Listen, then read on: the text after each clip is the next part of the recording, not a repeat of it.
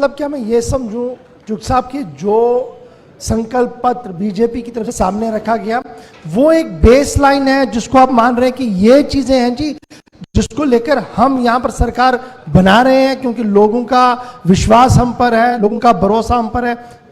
ऐसा है कि जम्मू कश्मीर के जितने भी हमारे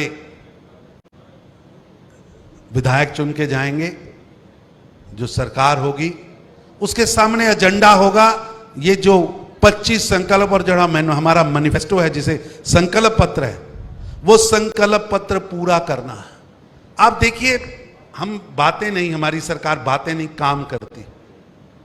आप देखिए जम्मू के अंदर आज अगर एम्स मिला है, रोड इंफ्रास्ट्रक्चर मिला है, वंदे भारत मिली है, IMM मिला है, जम्मू कश्मीर के अंदर इंडस्ट्रियल विकास हुआ है, कहीं भी जम्मू के नागरिकों को धरना नहीं लगाना पड़ा।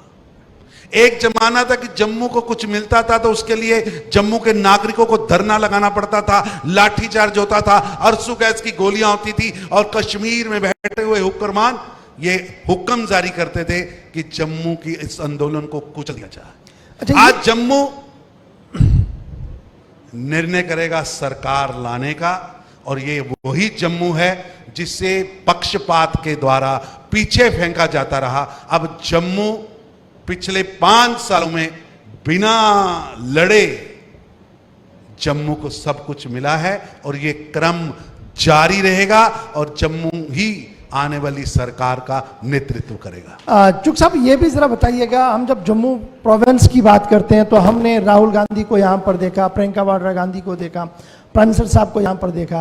कैंपेन के दौरान बड़े आरोप बीजेपी पर लगे कि बड़ी बातें तो बहुत होती है लेकिन काम बहुत कम होता है और 10 साल का गिनाया गया। किस तरीके से उसको आप देखें कितना ऐसा है कि इफेक्टिव हो सकता है? शायद आपका चैनल भी दिखाना तो सबको आपने, लेकिन कोई भी जम्मू कश्मीर का नागरिक इन दोनों भाई बहनों को सीरियसली नहीं लेता, क्योंकि जानकारी तो है नहीं। वो लीडर नहीं है, रीडर हैं। और आगे तो वो जो बोलते थे वो 10 जनपद में टाइप होता था। आजकल जो वो जम्मू कश्मीर में बोल रहे हैं वो नेशनल कॉन्फ्रेंस के कार्यालय में गुपकार गैंग के लोग लिख के देते हैं। कांग्रेस के लोग, चाहे वो राहुल गांधी हो, चाहे प्रियंका गांधी हो या कारा साहब हो, वो सभी वही बोल रहे हैं जो उमर अब्दुल्ला साहब, फारूक अब्दुल्ला साहब या गुपकार गठबंधन के नेता उनको लिख के देते। ये उनकी भाषा ही नहीं। आप सोचिए, 370 और 35 का समर्थन कर रही है कांग्रेस। कांग्रेस कह रही है कि SC OBC ST भाइयों का आरक्षण करेंगे, आरक्षण वापस करेंगे।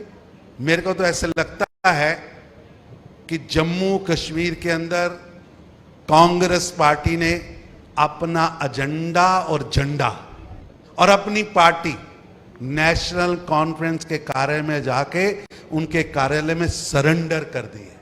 आप देखिए, गठबंधन नहीं होना चाहिए, पूरी की पूरी कांग्रेस कमेटी एक मत थी, लेकिन क्या मजबूरी थी कि अब्दुल्ला साहब के ड्राइंग रूम में गठबंधन होता है। गठबंधन पर कौन कहां से लड़ेगा ये राहुल गांधी को मालूम नहीं। वो कुल्फी खाने जाते हैं तो पत्रकार पूछते हैं आप लाल चौक में कुल्फी खा रहे हैं, धन्यवाद करिए मोदी साहब का, लेकिन इतना तो बता दीजिए कितनी सीटों पे कांग्रेस लड़ेगी। उनके पास गणित नहीं है। अगर संख्या है तो कौन सी संख्या कहां लड़ेंगे वो नहीं है। यानी कांग्रेस और नेशनल कॉन्फ्रेंस दोनों की लिस्टें अब्दुल्ला परिवार तैयार कर रहा है। कौन कहां से लड़ेगा, कौन नहीं लड़ेगा, कहां फ्रेंडली मैच होगा, निश्चित रूप से